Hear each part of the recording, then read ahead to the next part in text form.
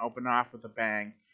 We're going to introduce 5 new superstars in next year's draft class. We're going to start off with Chronic Falk, modeled after Marshall Falk. He's going to have 93 speed. He's going to have 80 catch. He's going to have 95 and 93 juke and spin. He's going to reach all the thresholds right out the gate. This man's a definite weapon. You're going to be looking to get him early. We're going to release tight end Reduxy Gonzalez, modeled after T-Gon, the GOAT.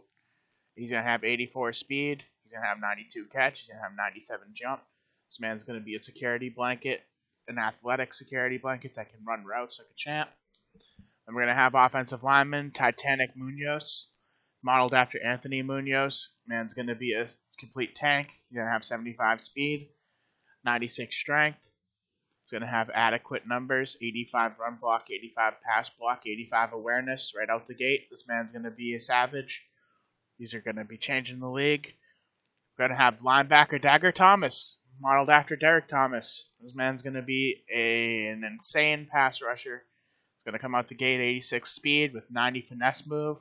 He's going to have a decent 75 zone coverage. And last but not least, we're going to model Champ Riot after Champ Bailey. Man's going to have 95 speed. He's going to have 83 zone, 88 man right out the gate with good play rec. He's going to have good awareness. He's going to be able to press. He's going to be a good guy. And that brings us into our first interview for this week. All right, I'm here with the new owner of the Seahawks. We have Wage Gap. What's up? You're taking over an 0-4 team and moving to 2-4. How has the attitude in Seattle been? I came into the league, saw that my team was 0-4, and realized that I had big potential on my team. I saw I had a lot of key pieces like Marquise Brown, Snacks Harrison, and Mariota was a very valuable piece. And I realized that I'm in a weak division with 2 other tanking teams, one not currently owned by anyone, the Rams, which are now 1-5. So I thought to myself, I might have a chance, maybe make playoffs, go deep in the league. So now I'm sitting I won my last 2 games, so I'm 2-2 right now, and I'm only 2 games back behind the Cardinals in my division. Yeah, and I like to give you some more good news. You're now in the top 10 in the power rankings, and the NFC West is turning into not a laughingstock of the league. How does that feel? It feels really amazing. It feels like my team earned it for our play against the Browns last week. I think we went on a 27-3 win. Which felt pretty good, and then the week earlier against the Rams, where I'm pretty sure one of my players, Jason Pierre-Paul, he went for 6 or 7 sacks, and just feels really good to be recognized as a good team. Is Marcus Mariota the future of the Seahawks? I'm in the middle of contract negotiations with him. We look like we're getting something close on a 5-year plus deal, so it seems like he is. Before the bye, you have Ravens, Falcons, Bucks, and Niners. What are your predictions for those 4 games? I'm thinking that we can take at least 2 of them. I'm gonna do some more scouting on the team, maybe try and make another trade or 2. But I'm feeling really good about my chances against all of the teams, honestly. Do you have any trash talk for anyone in the league? No, not really. I just want to have a good, fun time playing this league. It's been fun so far. All right, thanks for coming out, man. We're going to get right into the results from last week. Bucks beat Panthers. The Dolphins beat the Redskins. Saints beat the Jaguars. Good to see the Saints, my boys, myself, back in the win column. Seahawks beat Browns. That was a big upset, which is leading to Seahawks in top 10. Make a big upset. You show me that you're game, and I will put you up in the top 10. And Bengals beat Ravens. Big win for Bengals. Niners beat Rams. Cardinals beat Falcons. That was a good one. Cowboys beat Jets. Titans beat Broncos. And in the last second win, Yog and the Chiefs pulled out the big win over the Texans in last second field goal. It's an epic game. Props to them for that one. And we're going to get right into our second interview for the day. All right, I'm here with the new member of the top 5 in the power rankings. We have the Raiders. So, wait, I'm in the top 5? Yeah, you're top 5 now, man. Coming in your bye week. 4-1. Really Nice. strong.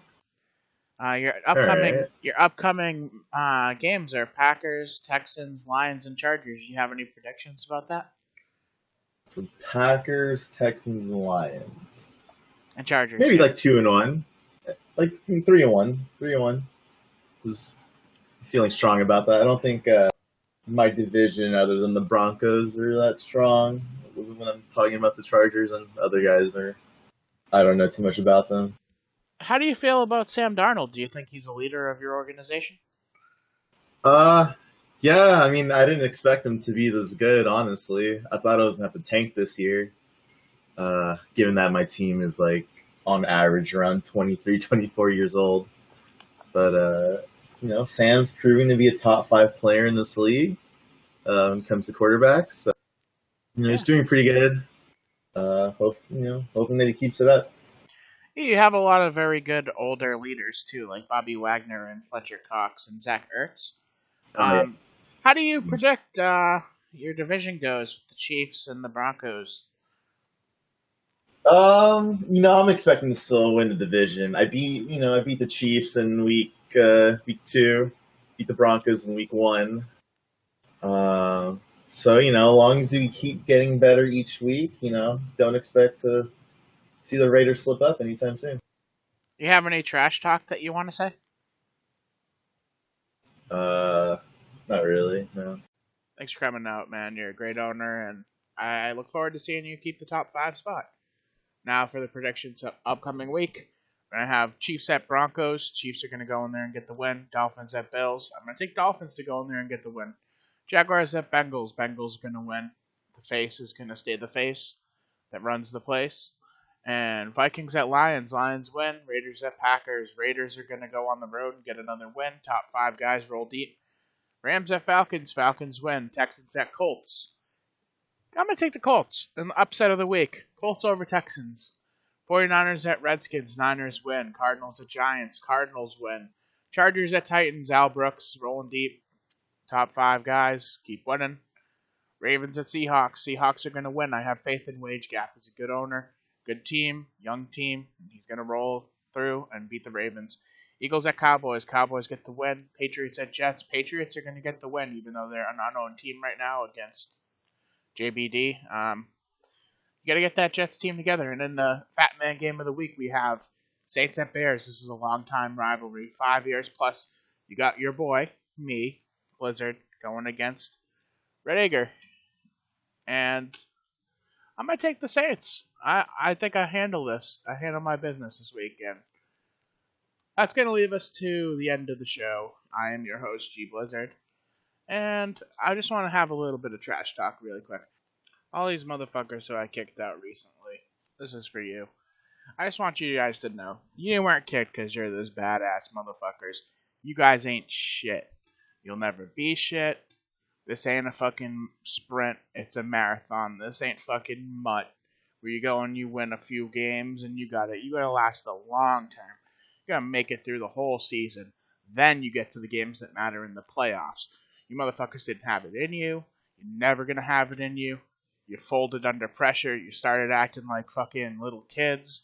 You weren't acting like men, and you're gone.